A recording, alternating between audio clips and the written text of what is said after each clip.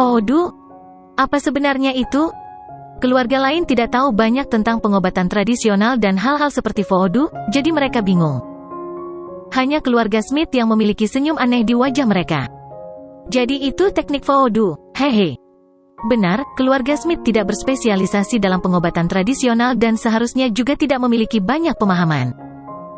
Jordan berkata kepada Park Chan-young, kakekku tidak terluka sejak awal, juga tidak sakit. Dia terlalu marah karena kalian tidak tahu berterima kasih dan tidak sopan. Apakah kamu punya masalah denganku menggunakan voodoo untuk menenangkan hatinya? Jika kamu sangat mampu, katakan padaku kalau begitu. Bagaimana cara membuat kabut putih dengan tangan kosong? Bagaimana saya memengaruhi pikiran pasien? Metode apa yang saya gunakan? Obat apa yang saya gunakan? Jika kamu tidak bisa menjelaskannya, maka tutup mulutmu. Park Chan-young sangat marah. Anda kunjungi freeWebOvel.com untuk pengalaman membaca novel terbaik. Jordan memotong. Juga, bukannya aku tidak bisa menyembuhkan penyakit bibi ketigamu. Saya sengaja tidak menyembuhkannya karena saya tahu bahwa meskipun saya melakukannya, Anda tetap tidak akan berterima kasih dan mempersulit Styles. Katakan padaku, mengapa aku harus menyembuhkan bibi ketigamu? Park Chan-young sangat marah. B*bintang. Anda jelas tidak kompeten. Beraninya kamu datang dengan begitu banyak alasan. Petik 2. Mereka berdua terus berdebat tetapi geng Anli tiba-tiba menyela. Park Chan-young, jangan bilang kau menyimpan dendam karena dia tidak bisa menyembuhkan bibi ketigamu? Itu sebabnya Anda mengusulkan untuk mengusir Styles? Anggota dari 8 keluarga hebat tidak bisa begitu kecil. Saya mendengar bahwa keluarga Park Anda telah secara konsisten mengembangkan keterampilan medis Anda, jadi mereka harus cukup maju. Mengapa Anda meminta bantuan Styles untuk sesuatu yang bahkan keluarga Anda sendiri tidak dapat menyembuhkannya? Jangan bilang bahwa obat tradisional Styles memang luar biasa. Intervensi tak terduga dari Nyonya Geng yang mulia membuat Park Chan-young terdiam. Dia buru-buru menjelaskan dengan nada hormat, bukan itu, Nyonya Geng. Aku memintanya untuk merawat bibiku yang ketiga hari itu karena... Tapi Geng Anli tidak memberinya kesempatan untuk menjelaskan sama sekali. Dia tersenyum. Saya hanya membuat komentar biasa. Anda tidak perlu menjelaskan. Saya tidak tertarik untuk mendengarkan. Park Chan-young menggertakkan giginya dengan cemas. Mengapa Geng Anli menolak untuk mendengarkannya? Jordan tahu bahwa Geng Anli berbicara menentang keluarga Park dan membantu Styles. Jordan menatap Geng Anli. Wanita ini sudah tidak muda lagi. Anaknya hampir seumuran dengannya. Aku bertanya-tanya mengapa wanita ini membantuku? Oh, benar, Marilyn Monroe di game virtual mungkin adalah putrinya. Dalam game virtual, Jordan juga bertemu dengan seorang wanita muda dari keluarga Geng. Kecantikan itu tidak muncul menggunakan citra aslinya. Sebagai gantinya, dia menggunakan Marilyn Monroe yang terkenal sebagai avatarnya. Dalam permainan, Jordan telah menciumnya 2 kali, dan keduanya adalah ciuman yang dalam. Tapi untuk saat ini, tidak nyaman bagi Jordan untuk pergi ke Nyonya Geng untuk memperkenalkan dirinya, dan bertanya tentang putrinya. Jordan memandang Charleston. Kakek, kenapa kamu tidak kembali dan istirahat dulu? Aku di sini. Jangan khawatir, tidak ada yang bisa mengambil harta keluarga kita. Charleston ragu-ragu, tetapi... Charleston tahu bahwa keluarga Miyamoto, Park, dan Smith adalah musuh Jordan. Dia khawatir, keluarga lain juga senang bahwa Jordan meminta Charleston untuk pergi. Ini karena Charleston dianggap sebagai penatua di sini. Dia sudah mulai berpartisipasi dalam pertemuan besar lebih awal dari siapapun yang hadir. Dia adalah orang yang paling berpengalaman di sini. Bahkan ketua Rong adalah junior Charleston. Adapun Park Sang-jun, Charleston bahkan menggendongnya ketika dia masih bayi. Pada saat itu, Park Sang-jun memanggilnya sebagai paman. Kemudian, seiring bertambahnya usia, dia perlahan menjadi semakin jauh dari keluarga Steele. SS. Park Sang-jun berkata, itu benar. Tuan Steele, Anda sudah sangat tua. Saatnya menyerahkan urusan keluarga kepada generasi berikutnya. Saya pikir cucu Anda cukup mampu. Percayalah padanya, dia bisa melakukannya. Tampak jelas bahwa Park Sang-jun sedang menyindir. Ketua Rong juga berkata, hatiku sakit untukmu ketika aku melihatmu memuntahkan seteguk darah itu. Tidak peduli apa, Anda masih tetua kami. Apa yang terjadi selanjutnya akan diperlukan tetapi keras, dan saya tidak ingin Anda menyaksikannya. Kembali. Jordan menoleh ke Jesse. Bawa kakek kembali. Jesse tidak punya pilihan selain melakukannya. Tapi sebelum dia pergi, dia memperingatkan Jordan. Kamu sebaiknya tidak memprovokasi siapapun dari keluarga lain lagi, atau keluarga kami tidak akan bisa melindungimu. Seringai melintas di wajah Jordan. Aku di sini untuk melindungi keluarga Steele, bukan sebaliknya. Jesse tidak menanggapi tetapi hanya membawa Charleston pergi. Tak lama kemudian, Jordan adalah satu-satunya Steele yang tersisa di tempat kejadian. Yang paling junior dari semuanya. Perwakilan lainnya, yang mungkin sedikit menahan diri untuk menghormati Charleston, tidak lagi ragu. Mereka bisa menggertak Jordan sesuka mereka. Miyamoto Masaki adalah yang pertama berjalan. Dia berdiri di depan Jordan dan berteriak dengan marah, "Jordan, jawab aku, hari itu di game virtual, apakah kamu yang menjatuhkanku dan berbicara dengan arogan kepadaku? Apakah kamu yang meludahiku?" Petik 2. Bang. Tanpa mengucapkan sepatah kata pun, Jordan meninju wajah Miyamoto Masaki. Dia telah meminta kakeknya untuk pergi sebagian karena dia ingin dia beristirahat. Alasan lainnya adalah dia ingin kakeknya menyingkir. Dengan cara ini, Jordan bebas bertarung. "Kamu Start, beraninya kamu menyebut kakekku tua sekarang? Aku akan menghancurkan mulutmu hari ini." Jordan telah menahan amarahnya untuk waktu yang lama. Bahkan sebelum dia membuka pintu dan memasuki ruang pertemuan, dia mendengar keluarga Miyamoto dan Park berbicara kasar kepada kakeknya. "Beraninya kau memukul orang di ruang konferensi ini? Ini adalah pertemuan yang bermartabat dan penting." Park Chan-yang mengkritik Jordan. Jordan melangkah maju dengan tegas dan menamparkan Park Chan-yang. "Memukul." Tamparannya sangat keras. Jordan berkata dengan marah, "Jika aku tahu bahwa kamu akan membuat kakekku sangat marah hari ini, aku seharusnya membunuhmu saat pertama kali melihatmu." Park Sang-jun sangat marah. Bintang, beraninya kau memukul anakku? Memukul. Pukulan lain terdengar. Kali ini, Jordan menamparkan wajah Park Sang-jun. Park Sang-jun adalah tetua Jordan. Dia adalah kepala keluarga Park. Semua orang yang hadir benar-benar tercengang. Jordan sangat berani. Jordan memelototi Park Sang-jun. "Kamu bastard yang tidak tahu berterima kasih.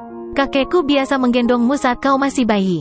Sekarang, kamu benar-benar ingin mengusir keluarga Steele kami dan mengambil alih sumber daya kami?" Park Sang-jun memegangi wajahnya dengan tidak percaya. Dia menunjuk ke Yordania. "Pemberontakan, Anda berani menamparkan saya? Tidak ada lagi tempat di dunia ini untukmu?" Jordan mencibir. "Betul sekali, aku memberontak hari ini. Daripada duduk dan menunggu untuk diusir oleh keluarga lain, lebih baik mengambil inisiatif untuk menyerang mereka terlebih dahulu." Setelah menikah dengan keluarga Camden selama 3 tahun, Jordan belajar satu hal, daripada mencoba membuat seseorang menyukai Anda dengan bersikap baik, jauh lebih baik membuat orang itu takut dan menghormati Anda. Bukankah Jordan baik kepada istrinya, Hailey? Bukankah dia baik pada ibu mertuanya, Sylvie? Apakah hasilnya? Sylvie memperlakukan Jordan seperti sampah setiap kali dia melihatnya. Itu sama untuk keluarga di sini. Tidak ada gunanya menjilat dengan mereka. Sebaliknya, lebih baik bertindak keras dan membuat mereka takut. Dengan cara ini, mereka mungkin berpikir bahwa Anda benar-benar memiliki kartu truf rahasia. Melihat betapa sombongnya Jordan, bahkan Ketua Rong agak gugup. Dia berpikir dalam hati, apakah saya telah meremehkan Steles? Apa yang dimiliki orang ini sehingga dia berani berperilaku begitu arogan? Petik 2. Setiap keluarga memiliki rahasianya sendiri. Tak satu pun dari mereka tahu kekuatan sebenarnya dari yang lain. Kunjungi free.web.oval.com untuk pengalaman membaca novel terbaik. Miyamoto Masaki berkata dengan marah, "Jordan, ini adalah pertemuan suci. Saya tidak ingin berurusan dengan Anda di sini dan merusaknya. Apakah Anda berani pergi keluar dengan saya? Ayo bertarung 1 lawan 1? Park Chan-yang dengan cepat menambahkan. "Betul sekali, pertarungan 1 lawan 1 dengan Tuan Miyamoto. Anda menyetujui ini dalam permainan. Jangan jadi pengecut sekarang." Dalam benak Park Chan-yang, dia tahu bahwa karena Miyamoto Masaki berani berhadapan 1 lawan 1 dengan Jordan, dia yakin akan menang. Jordan mendengus. "Baiklah, aku akan melawanmu 1 lawan 1. Kali ini, aku akan membuatmu mengaku kalah." Ini juga merupakan kesempatan bagus bagi keluarga lain untuk melihat kekuatan keturunan keluarga Steele. Bagaimanapun, Jordan sudah mendapatkan obat ilahi. Dia tidak takut melawan siapapun 1 lawan 1. "Baik," Miyamoto Masaki menjadi serius. "Semuanya, tolong ikuti aku keluar. Saya akan memberi pelajaran kepada orang sombong ini atas nama semua orang." Petik 2. Park Chan-yang berkata, "Tuan Miyamoto, tolong bantu balaskan dendam ayah dan aku." Park Sang-jun juga percaya pada Miyamoto Masaki. "Miyamoto Masaki, aku mengandalkanmu." Miyamoto Masaki mengangguk. "Jangan khawatir, Tuan Park. Jordan baru saja menyerangmu. Aku pasti akan memberinya pelajaran untukmu dan membuatnya berlutut dan bersujud padamu untuk meminta maaf. Park Sang-jun tertawa. Bagus. Jordan memandang mereka dengan jijik. Mereka ingin dia meminta maaf kepada orang yang membuat kakek saya muntah darah? Bermimpilah. Sebelum keluar, Miyamoto Masaki dan Jordan masing-masing pergi ke toilet. Itu bukan karena mereka harus pergi ke toilet, tetapi karena mereka berdua ingin mengkonsumsi obat dewa penambah kekuatan terlebih dahulu. 10 menit kemudian, mereka tiba di sebuah gang di luar gedung. Rumah-rumah di sini semuanya berwarna biru dan putih. Birunya seperti laut, dan putihnya seperti salju. Seseorang dapat dengan mudah menjadi linglung dengan kombinasi warna ini. Perwakilan keluarga lainnya berdiri di samping, siap untuk menonton pertunjukan. Miyamoto Masaki berkata, Jordan, ayo bertarung di gang ini. Bagaimana? Jordan melihat ke lokasi. Dikelilingi oleh tembok di kedua sisi, gang itu sangat sempit, hanya cukup untuk 2 orang berjalan bahu-membahu. Jordan tahu mengapa dia memilih tempat seperti itu. Setelah meminum obat suci, kekuatan dan pertahanan Miyamoto Masaki melebihi manusia biasa. Namun, keterampilan, kecepatan, dan kelincahannya yang sebenarnya sama. Dia khawatir Jordan pandai menghindar. Jika mereka bertarung di tempat yang sangat luas, Miyamoto Masaki mungkin tidak akan bisa menyentuhnya. Jordan tersenyum. Ini terasa seperti di film-film. Aku sangat menyukainya. Miyamoto Masaki juga tertawa. Baiklah, aku tidak akan menahan diri sekarang, jadi kamu jaga dirimu sendiri. Dengan itu, Miyamoto Masaki tiba-tiba menyerang Jordan. Dia menyerbu ke gang sempit dan melemparkan pukulan keras ke Jordan. Jordan tidak melakukan serangan balik. Sebaliknya, dia hanya menghindar. Miyamoto Masaki sangat marah karena pukulannya meleset. Dia segera melemparkan beberapa pukulan berat lagi. Bang! Bang! Bang! Bang! Jordan berhasil mengelak ke samping untuk pertama kalinya. Tapi dia akhirnya ditekan ke dinding. Saat Miyamoto Masaki melemparkan pukulan kedua, Jordan tidak lagi memiliki ruang untuk menghindar. Namun, ini bukan masalah baginya. Seperti superstar seni bela diri, dia turun dari tembok dan melompat ke belakang Miyamoto Masaki. Semua 4 pukulan Miyamoto Masaki berikutnya mendarat di dinding biru dan putih. Ya Tuhan! Para penonton berseru kaget. 4 pukulan Miyamoto Masaki meninggalkan lubang yang dalam di dinding. Betapa menakutkan! Bagaimana kekuatan seseorang bisa begitu menakutkan? Dia membuat lubang di dinding dengan 1 pukulan. Ini jelas bukan kekuatan orang biasa. Keluarga Miyamoto pasti telah mengembangkan beberapa teknologi manusia super. Jordan akan mati atau lumpuh jika salah satu pukulan itu mengenainya. Pada saat ini, anggota keluarga Miyamoto dan Park sangat gembira. Namun, Smith dan istrinya mengerutkan kening. Mereka mengkhawatirkan keselamatan Jordan. Mereka tidak ingin terjadi sesuatu padanya. Dia adalah dewa. Tepat ketika Miyamoto Masaki hendak melambaikan tinjunya ke Jordan lagi, Geng Anli tiba-tiba memanggil. Berhenti. Miyamoto Masaki dengan cepat menarik tinjunya dan menatap Geng Anli. Nyonya Geng, ada apa? Geng Anli memasang ekspresi serius. Miyamoto, kekuatanmu terlalu besar.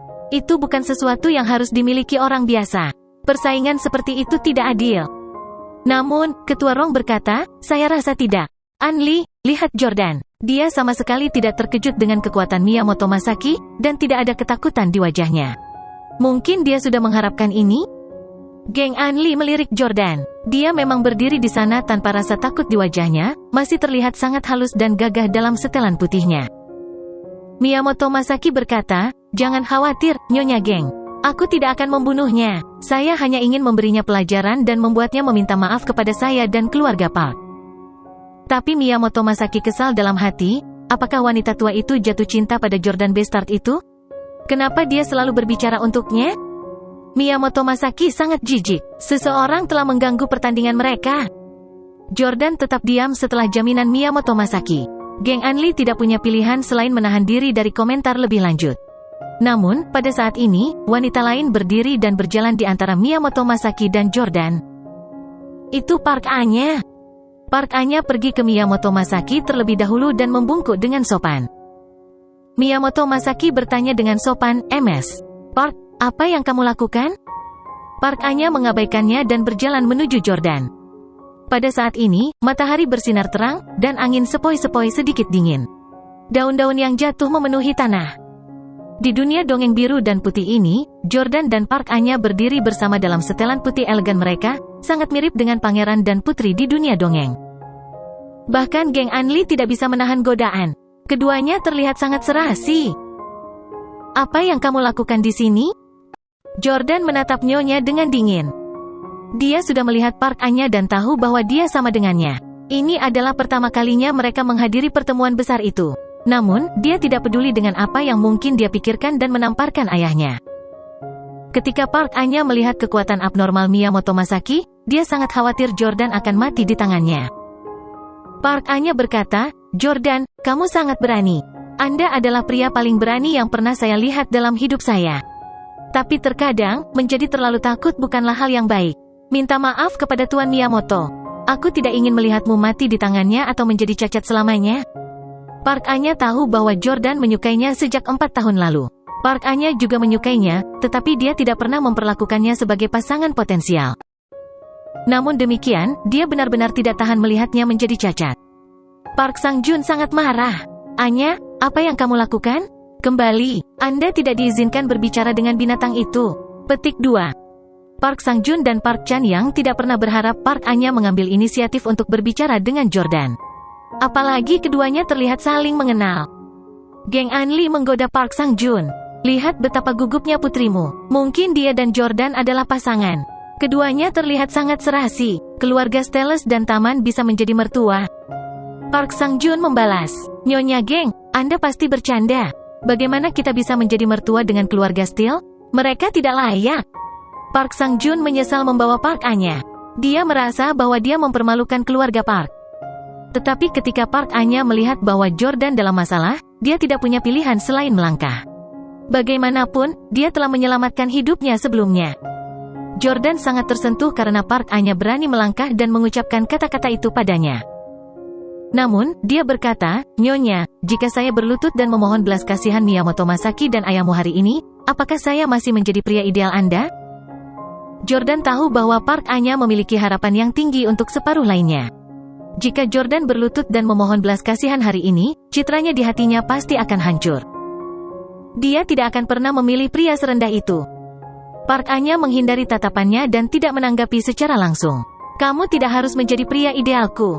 Sebaliknya, Anda harus lebih khawatir tentang hidup dan mati Anda." Petik 2. Jordan tertawa terbahak-bahak. "Setelah menciummu terakhir kali, aku sangat merindukanmu. Saya selalu berpikir tentang bagaimana membawa Anda ke tempat tidur besar dan membuat Anda tunduk kepada saya.